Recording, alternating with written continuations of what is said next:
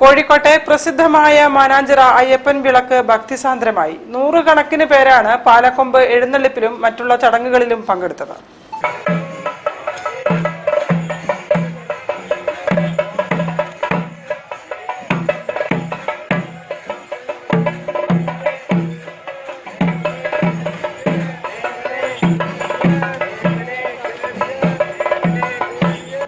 നഗരം ശരണമന്ത്രങ്ങളിൽ മുഴുകി മാനാഞ്ചിറ അയ്യപ്പൻ വിളക്ക് ഭക്തിസാന്ദ്രമായി.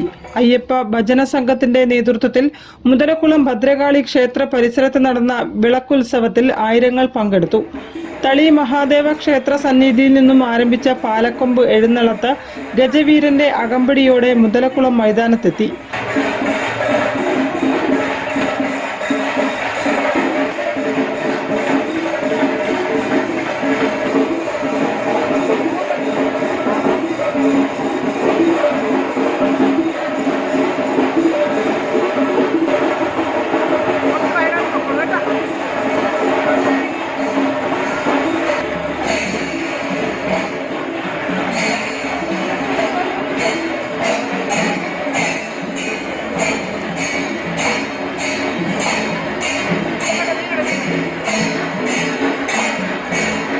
സാമൂതിരി PK കേരളവർമ്മരാജ പതാക ഉയർത്തി.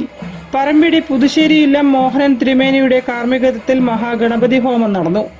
MP Pradeep Kumar, PS Sajan, K Unnikrishnan, R Jayanthakumar തുടങ്ങിയവർ പരിപാടികൾക്ക് നേതൃത്വം നൽകി. News bureau, Kozhikode.